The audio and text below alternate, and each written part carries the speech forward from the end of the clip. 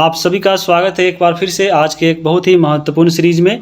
ये सीरीज़ आज ही स्टार्ट हुआ है और इस सीरीज़ में हम लोग क्या पढ़ेंगे, तो जितने भी एससीईआरटी बुक को हम लोग कवर कर चुके हैं, आपके फैक्ट के रूप में देख चुके हैं, इसके जितने भी कंसेप्ट है, तो इसी बुक को आज से शुरू कर रहे हैं और इसमें हम लोग एमसीक्यू को कवर करेंगे। एमसीक्यू के तहत इस बुक में आपके खाली स्थान दिया गया है, उसके बाद मिलान करने के लिए दिया गया है और फिर जितने ऑब्जेक्टिव क्वेश्चन होते हैं उसको भी हम लोग इसमें कवर करेंगे। तो यह समझ लीजिए कि आप जितने भी पढ़े हैं उसका यहाँ पे टेस्ट होने वाला है। तो यहाँ पे आप सभी तैयार हो जाइए और बीपीएससी टीचर के लिए आप पूरा कमर कस लीजिए। ये जो सीरीज चलेगा पूरा आपको 8वां तक तो चलना ही है। आपको कक्षा 6 का ये हिस्ट्री है, उसके बाद 7वां का आएगा, उसके बाद 8वां का भी आएगा और समय मिला तो आपको 9th 10th का आएगा ही, लेकिन 8 तक पूरा ये संपूर्ण आएगा। तो चलिए हम वीडियो को शुरू करते हैं। सबसे पहले शुरू कर रहे हैं हम लोग हिस्ट्री का। आप हिस्ट्री में देखिए आता है बुक अतीत से वर्तमान करके, यह कक्षा 6 का पुस्तक है। तो यहाँ पे यह हिस्ट्री का बुक है। तो सबसे पहले हम लोग शुरू कर रहे हैं आपको हिस्ट्री को ही, और जैसे कक्षा 6 समाप्त होगा अगला जो वीडियो आएगा कक्षा 7 का आएगा, फिर उसके बाद 8 का आएगा। तो चलिए हम वीडियो को शुरू करते हैं। यहाँ पे आपका पहला जो बुक है आपको इतिहास का छठा की। यहाँ पे जब इस बुक में देखिएगा तो टोटल आप इसमें 14 चैप्टर दिए गए हैं और इस 14 चैप्टर में जितने भी इसमें फैक्ट है जो आपके एमसीक्यू के रूप में संबंधित है, चलिए उसको कवर करते हैं। तो इसमें जो पहला चैप्टर था हमारा अतीत, उसमें जो है आपका एमसीक्यू नहीं दिया गया है और अध्याय जो 2 है वो आपका है क्या, कब, कहाँ और कैसे। तो इसमें जितने भी एमसीक्यू दिए गए हैं चलिए हम लोग उसको कवर करते हैं। सबसे पहला यहाँ पे प्रश्न दिया गया है कि क नंबर की मनुष्य, पशु, पौधे के अवशेष की प्राचीनता के निर्धारण किस विधि से करते हैं। यानी जितने भी प्राचीनतम वस्तु है जैसे मनुष्य, पशु, पौधे हैं, तो उसकी हम लोग आयु का निर्धारण कैसे करते हैं, तो वह करते हैं। आपके ऑप्शन नंबर देख सकते हैं और इसका आंसर क्या हो जाएगा, तो वह हो जाएगा ऑप्शन नंबर 1, यानी कार्बन 14 विधि से जो है हम लोग पौधे या मनुष्य के जितने भी अवशेष है प्राचीनतम उसका निर्धारण करते हैं। 2 नंबर क्वेश्चन है कि उत्तर भारत को दक्षिण भारत से कौन सा पर्वत अलग करता है। तो अभी हम बताए थे आपको जब इसका कंसेप्ट पढ़ रहे थे, तो उत्तर भारत और दक्षिण भारत के बीच में जो विभाजक रेखा होता है वह कहलाता है विंध्य पर्वत। तो ऑप्शन नंबर यहाँ पे 2 हो जाएगा। उसके बाद है ऑप्शन आपका क्वेश्चन नंबर 3 कि चावल का प्राचीनतम प्रमाण कहाँ मिला है। तो चावल का जो प्राचीनतम प्रधान जो मिला है वह मिला है कोल्डिहवा से। तो इसका ऑप्शन नंबर 1 हो जाएगा। आगे चलते हैं। अगला देखिए इसमें है खाली स्थान भरने के लिए और पहला इसमें कौन नंबर सवाल है कि खाली स्थान के क्षेत्र के अधीन विशाल साम्राज्य की स्थापना हुई थी। जब इसका बुक आप पढ़िएगा तो उसमें यह जो विशाल साम्राज्य की बात हो रही है वह सब बात हो रही है मगध साम्राज्य की।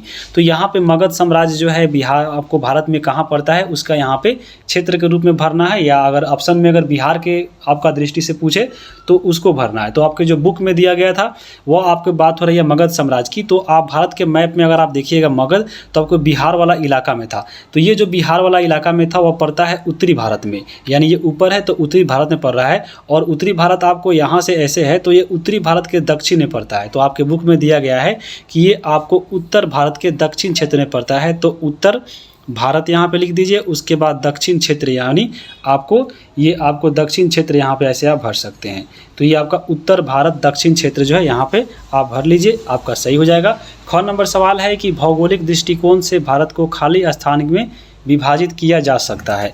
तो यहाँ पे भौगोलिक दृष्टि से जो है भारत को 4 भागों में बांटा गया है, यानी आपको मैदान के रूप में। जब आप इसको बुक में पढ़िएगा आपका कंसेप्ट इसमें क्लियर हो जाएगा।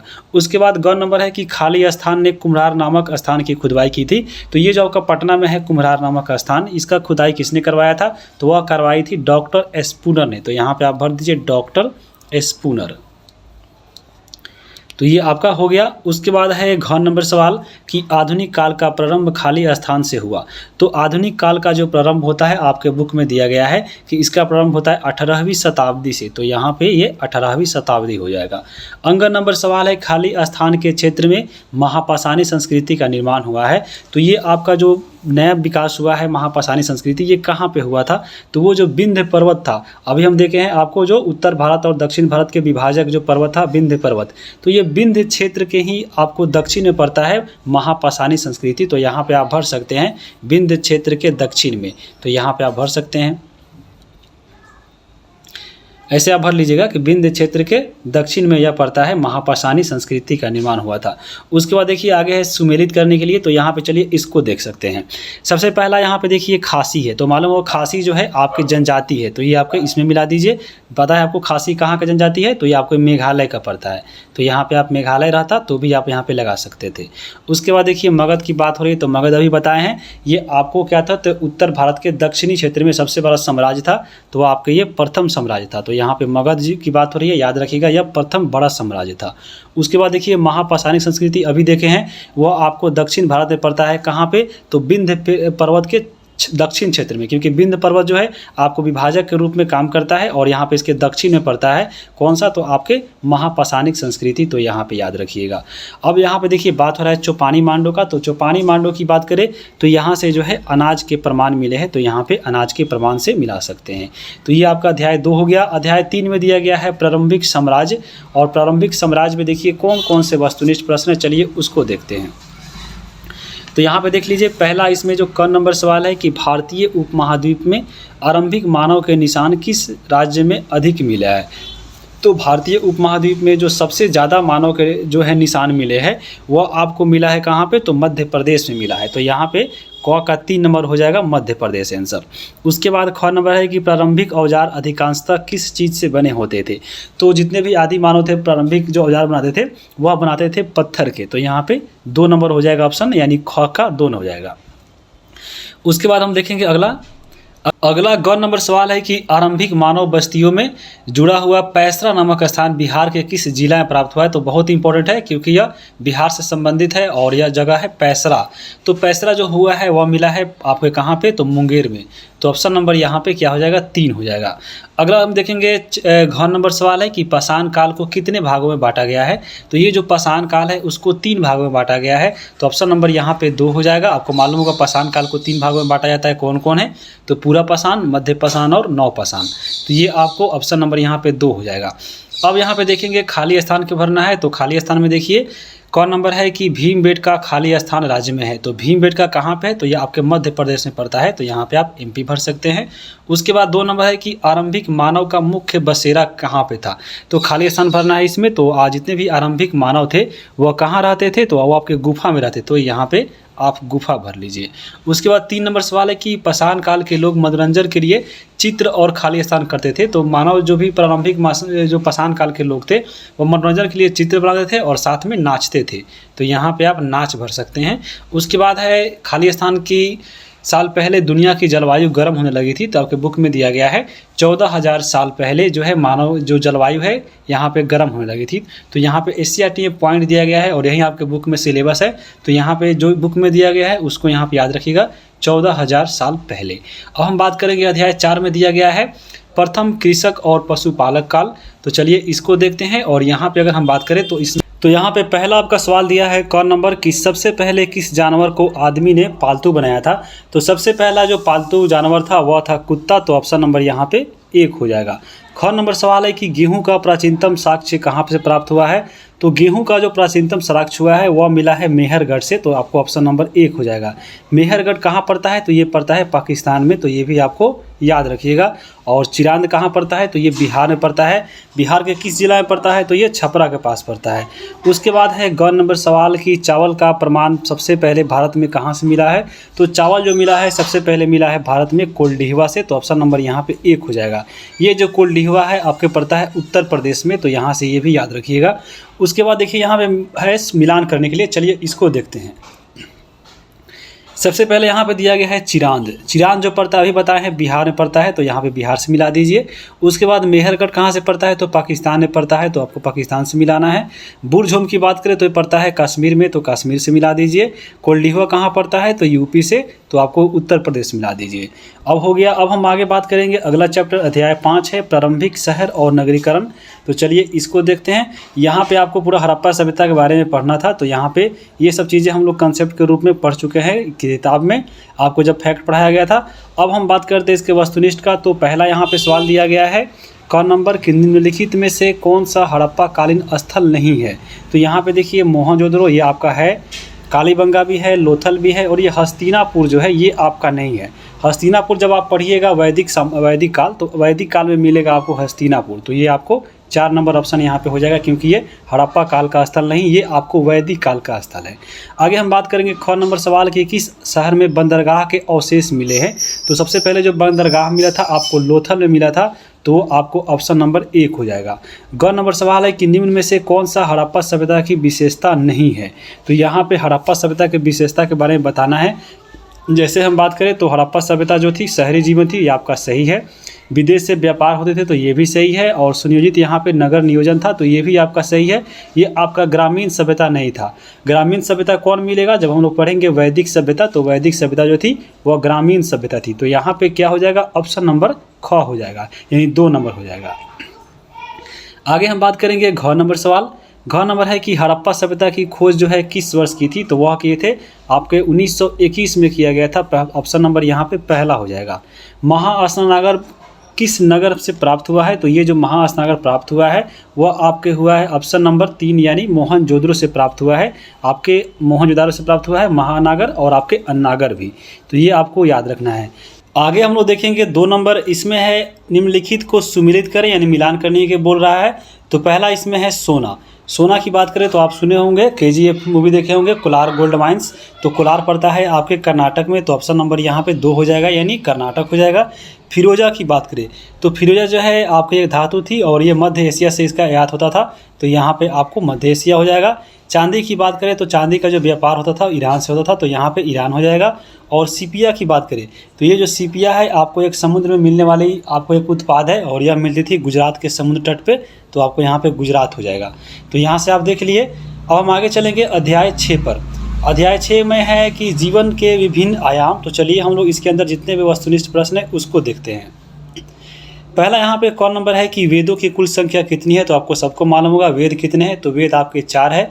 कौन कौन है, तो आपको ऋग्वेद, सामवेद, अथर्ववेद और यजुर्वेद।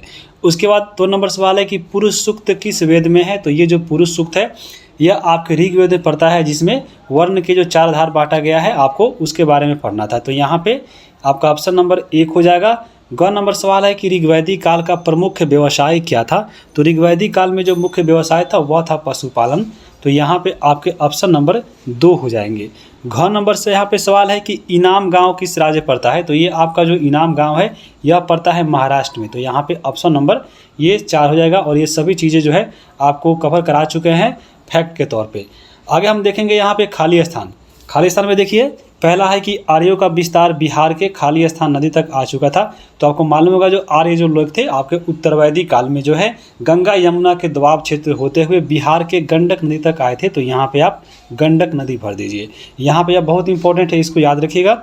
सबसे प्राचीन वेद पूछ रहा है, तो आपको मालूम होगा सबसे प्राचीन वेद जो है ऋग्वेद है।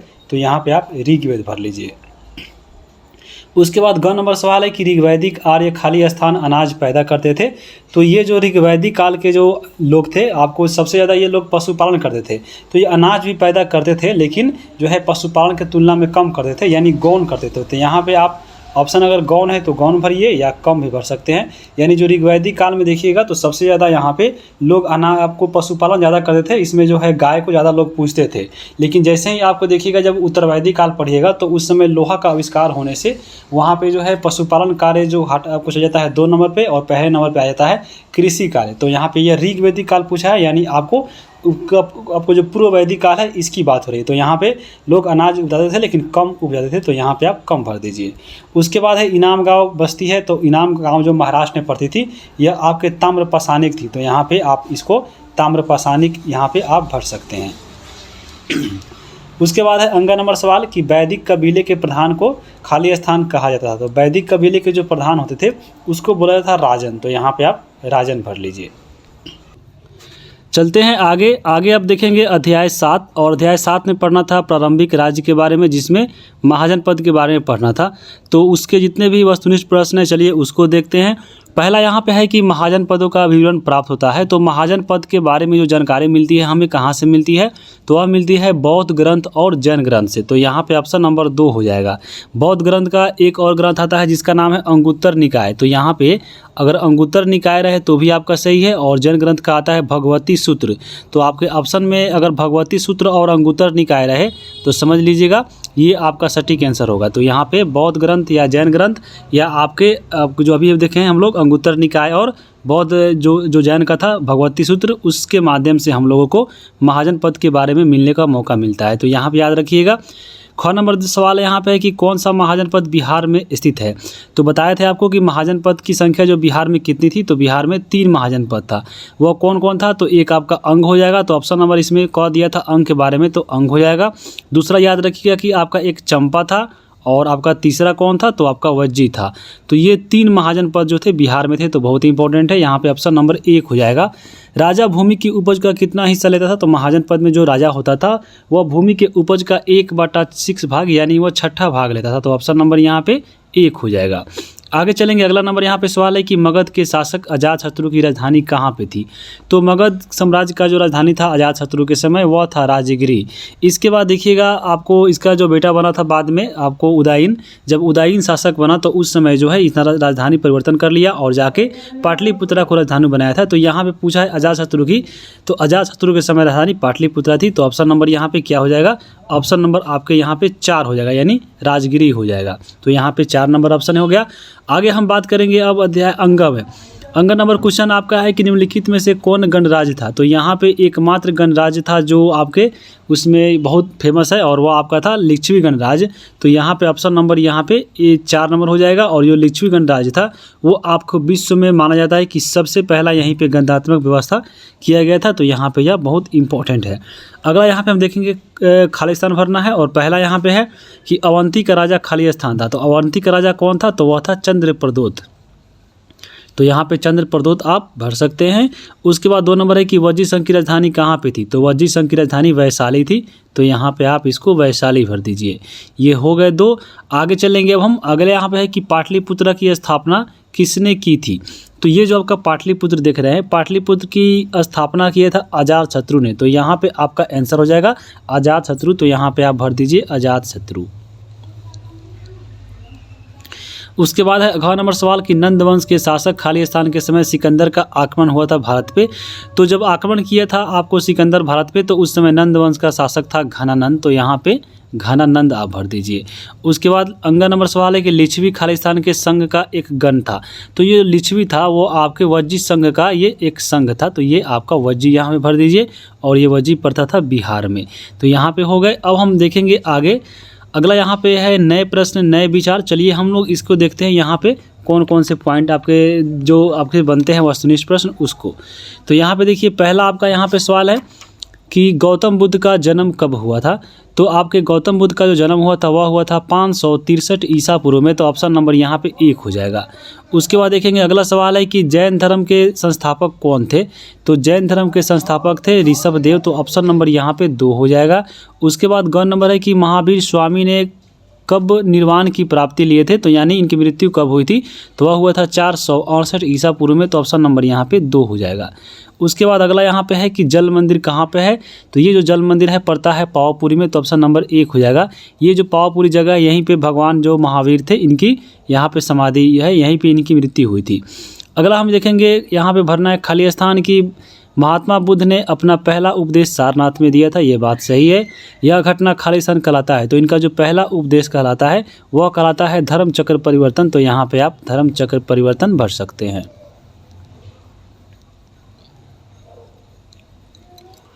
ये हो गया। आगे हम देखेंगे अब 2 नंबर क्वेश्चन है कि बुद्ध ने जीवन जीने के लिए खाली स्थान अपनाने की सलाह दी थी। तो जीवन जीने के लिए यहाँ पे आपके ऑप्शन में अगर ऑप्शन रहता है तो आपको अष्टांगिक मार्ग भी हो जाएगा। तो यहाँ पर अष्टांगिक मार्ग भी भर सकते हैं। तो ये आपका यहाँ पे याद रखिएगा।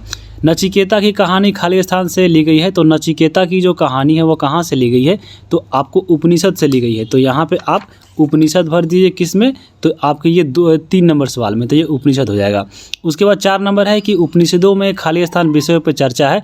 तो जो उपनिषद है वो उसमें दार्शनिक चीज़ों की आपको जो दर्शन है हमारा जो दर्शन, ये दर्शन की इसमें विषयों पर चर्चा की गई है। तो यहाँ पर आप दर्शन भर सकते हैं। उसके बाद खाली स्थान है कि महावीर के लिए खाली स्थान शब्द का प्रयोग किया गया है। तो महावीर के लिए जो है भगवान शब्द का प्रयोग किया गया है। तो आपको यहाँ पे भगवान भर सकते हैं। आगे देखेंगे 6ठा नंबर सवाल है कि बौद्ध और जैन संघों की अनुयायी खाली स्थान मांग कर खाते थे। तो जो भी बौद्ध और जैन को मानते थे वह आपको दीक्षा लेकर खाते थे। तो यहाँ पे आप दीक्षा भर दीजिए। आगे हम बात करेंगे अब 3 नंबर यहाँ पे देखिए मिलान करने के लिए दिया गया है।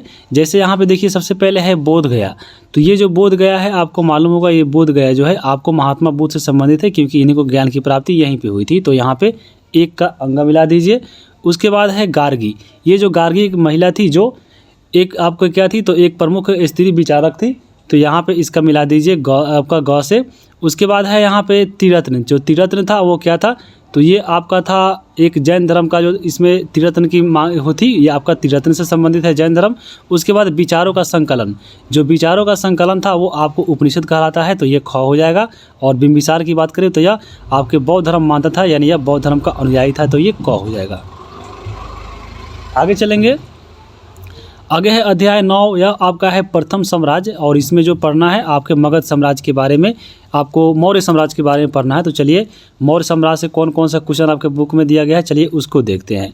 पहला यहाँ पे देखा है कि दिया गया है कौन नंबर सवाल की सम्राट अशोक कहाँ के शासक थे, तो ये जो सम्राट अशोक थे वह आपके कहाँ के शासक थे, तो यह आपके मगध के शासक थे, तो यहाँ पे आपके ऑप्शन नंबर 2 हो जाएंगे। अगला यहाँ पे है कि किसके उपदेश ने सम्राट अशोक के प्रभावित किया था, तो यह मालूम होगा कि जो अशोक थे वो बौद्ध धर्म को मानते थे, तो यहाँ पे ये महात्मा बुद्ध से ये आपको रिलेटेड है, तो महात्मा बुद्ध हो जाएगा। उसके बाद अशोक के साम्राज्य में प्रशासन का उच्च पदाधिकारी कौन होता था, तो यहाँ पे सबसे जो यहाँ पे अशोक के समय में प्रशासनिक अधिकारी था वह था अमात्य, तो यहाँ पे ऑप्शन नंबर यहाँ पे 4 हो जाएगा। अगला सवाल है कि किस युद्ध को जीतने के बाद अशोक का जो मन है दुख से भर गया था, तो वह था कलिंग का युद्ध, ऑप्शन नंबर यहाँ पे 2 हो जाएगा, जो 261 ईसा पूर्व में हुआ था। उसके बाद अंगा नंबर सवाल की सर्वप्रथम ब्राह्मणी लिपि को किसने पढ़ा था, तो सर्वप्रथम जो ब्राह्मणी लिपि को पढ़ा था वह पढ़ा था जेम्स प्रिंसेप ने। कब पढ़ा था, तो 1837 में पढ़ा था। ये आपके ऑप्शन नंबर 1 में दिया गया है, तो ऑप्शन नंबर 1 हो जाएगा। आगे हम बात करेंगे, अब इसमें सही गलत का निशान लगाना है। तो यहाँ पे देखिए पहला नंबर आपका यहाँ पे क्वेश्चन है कि तक्षशिला उत्तर पश्चिम और मध्य पश्चिम के मध्य आने का मार्ग है, तो ये आपका बिल्कुल सही है, तो यहाँ पे ये सही हो जाएगा। उसके बाद है सम्राट अशोक ने अपने संदेश पुस्तकों में लिखवाए थे, तो ये बिल्कुल गलत है, क्योंकि इन्होंने जो अपना संकेत लिखाए थे वह शिलालेख पे लिखवाए थे। कलिंग बंगाल का प्राचीन नाम था, तो ये गलत है। कलिंग जो है आपको उड़ीसा का प्राचीन, आपको वर्तमान में ये उड़ीसा के नाम से जानते हैं, तो ये उड़ीसा का प्राचीन नाम था। अशोक के धम्म में पूजा पाठ का अनिवार्य था, तो ये बिल्कुल गलत है, क्योंकि अशोक का जो धम्म है वो आपको धार्मिक से संबंधित नहीं था, तो यहाँ पे आपको ये गलत हो जाएगा। आगे हम बात करेंगे अब, अगला यहाँ पे दिया गया है कि 1837 में जेम्स प्रिंसेप ने नामक अंग्रेज विद्वान सर्वप्रथम ब्राह्मणी लिपि को पढ़ा था, तो ये आपके बिल्कुल सही है। उसके बाद है अशोक ने प्रशासन में प्रांतों के जिलों में बांटा था, तो ये भी आपका सही हो जाएगा। उसके बाद देखिए अगला आपका यहाँ पे है निम्नलिखित प्रश्नों का एक वाक्य में उत्तर देना है। जैसे यहाँ पे पहला सवाल है कि सम्राट अशोक की राजधानी कहाँ थी, तो अशोक के समय जो है मगध की राजधानी मौर्य की राजधानी कहाँ पे थी, तो वह पाटलिपुत्र थी, तो यहाँ पे आप पाटलिपुत्र भर लीजिए। उसके बाद है आज कलिंग भारत के किस राज्य में है, तो ये जो आपका कलिंग है वो आपको उड़ीसा में पड़ता है, तो ये उड़ीसा भर लीजिए यहाँ पे। उसके बाद है अशोक के धम्म में निहित अच्छी बात क्या है, तो अशोक के जो धम्म है सबसे इसमें जो निहित अच्छी बात है वह है बड़ों का आदर करना और उनका आज्ञा का पालन करना, तो यहाँ पे लिख लीजिए कि बड़ों का आदर करना और उसके आज्ञा का पालन करना। उसके बाद है चौथा नंबर सवाल की राजस्व संग्रहता के क्या कार्य थे, तो राजस्व संग्रहता का मतलब क्या हुआ, संग्रहकर्ता का मतलब, राजस्व मतलब होता है कर और संग्रहकर्ता मतलब है संग्रह करना यानी इकट्ठा करना, यानी कर इकट्ठा करने वाले व्यक्ति होते थे राजस्व संग्रहकर्ता। उसके बाद 5 नंबर की भारत का राष्ट्रीय चिन्ह कहाँ से लिया गया है, तो जो सारनाथ में स्थित है आपका अशोक स्तंभ वहीं से लिया गया है, तो आपको सारनाथ भी भर सकते हैं या अशोक स्तंभ भी भर सकते हैं। उसके बाद है कि अशोक के ज़्यादातर अभिलेख किस भाषा में लिखा गया है, तो ज़्यादातर अभिलेख जो है ब्राह्मणी लिपि में लिखा गया है, तो यहाँ पे आप ब्राह्मणी लिपि भर लीजिए। आगे चलेंगे अब हम अध्याय 10 पे। अध्याय 10 में है शहरी एवं ग्राम्य जीवन, यानी इसमें जो है आपको, चलिए इसको करते हैं कि इसमें कौन कौन सा यहाँ पे दिया गया था आपके एग्जाम में क्वेश्चन। पहला यहाँ पे है कि क्वेश्चन कि छोटे एवं स्वतंत्र किसानों को क्या कहते थे, तो छोटे और जो स्वतंत्र किसान थे उनको बोलते थे गृहपति, तो आपका ऑप्शन नंबर यहाँ पे ग हो जाएगा।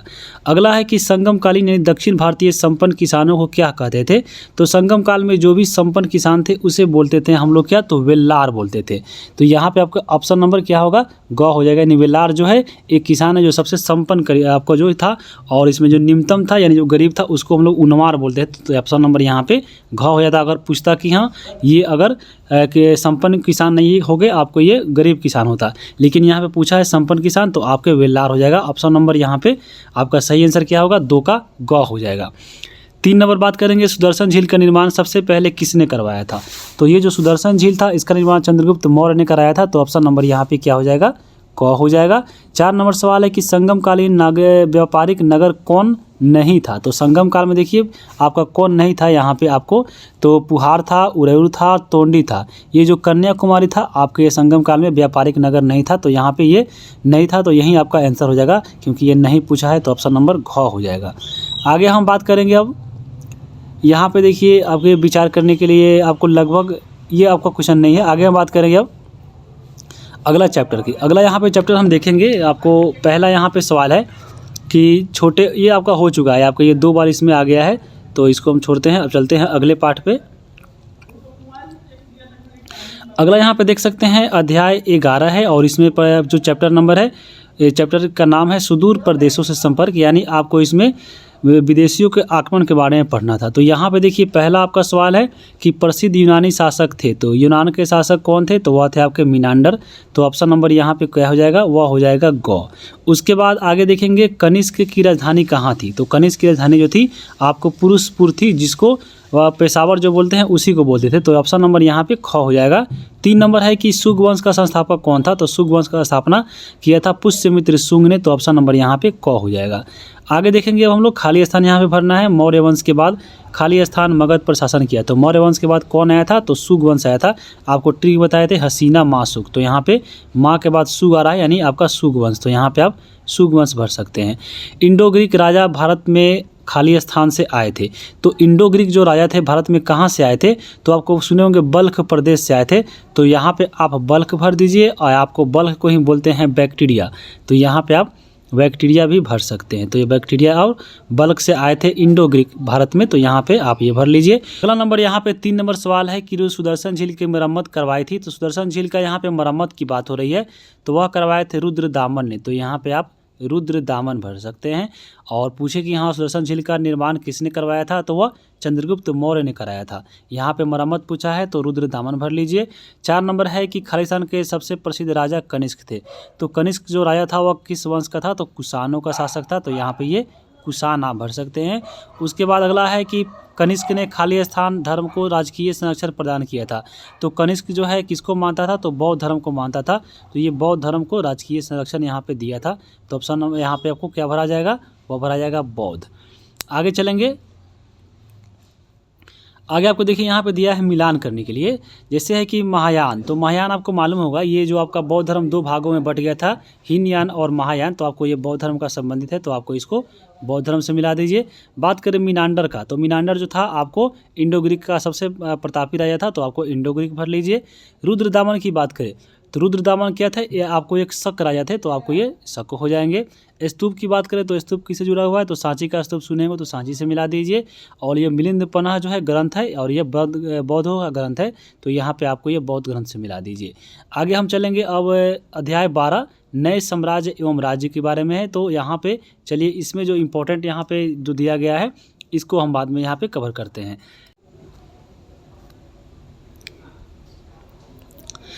तो पहला नंबर यहाँ पे सवाल है कि समुद्रगुप्त की प्रशस्ति किसने लिखी है। तो समुद्रगुप्त की जो प्रशस्ति अभिलेख है वह लिखा गया था हरिसेन के द्वारा। तो यहाँ पे पहला का ख आंसर हो जाएगा। उसके बाद है हर्षवर्धन किस वंश का राजा था। तो ये जो हर्षवर्धन था वह किस वंश का शासक था, तो यह आपके था पुष्यभूति वंश का। तो यहाँ पे आपको ग नंबर हो जाएगा। उसके बाद है 3 नंबर की मेहरौली के लौह स्तंभ से किन राजा के बारे में जो है जानकारी प्राप्त होती है। तो यह आपके प्राप्त होती है चंद्रगुप्त द्वितीय के समय में। तो यहाँ पे यह इसी के द्वारा बनवाया गया था, जो लौह स्तंभ है दिल्ली में मेहरौली में, यह इंपॉर्टेंट है। उसके बाद है 4 नंबर सवाल कि नालंदा विश्वविद्यालय में विद्यार्थियों को प्रवेश कैसे मिलता था। तो नालंदा जो विश्वविद्यालय था इसमें एडमिशन के लिए सबसे पहले यहाँ पे आपको एग्जाम में जैसे होता है पूछताछ करना, तो वह लिया जाता था। उसके बाद अगर उसमें पास हो जाते थे तब इसमें एडमिशन होता था। तो यहाँ पे ख नंबर देखिए सवाल पूछकर यानी जांच परीक्षा लेकर ही आपको नालंदा विश्वविद्यालय में किसी विद्यार्थियों का यहाँ पे प्रवेश मिलता था। तो ऑप्शन नंबर यहाँ पे ख हो जाएगा। 5 नंबर यहाँ पे सवाल है कि ऐहोल अभिलेख किस राजा से प्रशस्ति है। तो ये जो ऐहोल अभिलेख है यह आपके पुलकेशिन द्वितीय से संबंधित है। तो यहाँ पे आपके ऑप्शन नंबर क्या हो जाएगा, 5 का ख हो जाएगा। आगे चलते हैं, आगे हम देखेंगे अगला यहाँ पे 13 नंबर चैप्टर है संस्कृति और विज्ञान से संबंधित। तो चलिए इसको देखते हैं। पहला यहाँ पे क्वेश्चन है कि अभिज्ञान शाकुंतलम की रचना कालिदास ने की है, यह क्या है? तो ये जो अभिज्ञान शाकुंतलम है एक प्रकार का यह नाटक है, तो ऑप्शन नंबर यहाँ पे ख हो जाएगा। उसके बाद है 2 नंबर सवाल कि मंदिर के महत्वपूर्ण भाग जहाँ पे देवताओं की प्रतिमा रखी जाती है उसको हम लोग क्या बोलते हैं? तो उसको बोला जाता है गर्भगृह, तो ऑप्शन नंबर यहाँ पे ग हो जाएगा। 10 अवतार मंदिर किस देवता की प्रतिमा है? तो 10 अवतार आपको मालूम होगा 10 अवतार किसके थे? तो यहाँ पे आपको भगवान विष्णु के 10 अवतार हुए थे, तो आपको क्या हो जाएगा, यानी आपको 10 बार वो जन्म लिए थे 10 अवतार, तो यहाँ पे ऐसे याद रखिएगा, तो वो भगवान विष्णु के थे, तो ऑप्शन नंबर यहाँ पे क हो जाएगा। आगे हम बात करेंगे 4 नंबर है कि इनमें से सबसे पहले किस पुस्तक की रचना हुई थी? तो यहाँ पे आप ऑप्शन देखिए, यहाँ पे आपको ऑप्शन के अनुसार सबसे जो पुराना पुस्तक है वह आपको माना जाता है किसको? तो वह माना जाता है महाभारत को, तो यहाँ पे आपको ऑप्शन नंबर ग हो जाएगा। और उसके बाद हम बात करें 5 नंबर सवाल है कि इनमें से तमिल साहित्य कौन सा है? तो यहाँ पे तमिल साहित्य की बात करें तो ऑप्शन नंबर यहाँ पे देख लीजिए, और यहाँ पे ऑप्शन नंबर हो जाएगा शिलपट्टिकाराम, यानी आपके ऑप्शन नंबर घ जो है एक तमिल साहित्य है, तो आपके यहाँ पे घ आंसर हो जाएगा। अब यहाँ पे देखिए जो जितने भी समाप्त हुए चैप्टर थे यहाँ पे अब समाप्त हो चुके हैं। तो छठा में जितना भी आपको ऑब्जेक्टिव दिया गया है यह बहुत इंपॉर्टेंट है, आपको एग्जाम से पहले ज़रूर 1-2 बार देख के जाना है ताकि कन्फ्यूजन नहीं रहे। तो वीडियो कैसा लगा है कमेंट करके बताइए, और अगला जो क्लास आएगी इस सीरीज़ का वो आपको 7वां का जो हिस्ट्री है हम लोग उसको कवर करेंगे। तो वीडियो देखने के लिए आप सभी को बहुत बहुत धन्यवाद। और एक और बात, इसका जो PDF है आपको टेलीग्राम पे भेज दिया जाएगा, और टेलीग्राम पे क्या करना है, पहले वीडियो देख लेना है और टेलीग्राम पे जाके इसको एक बार अपने से खुद से यहाँ पे आपको लगाना है। तो वीडियो देखने के लिए आप सभी को बहुत बहुत धन्यवाद।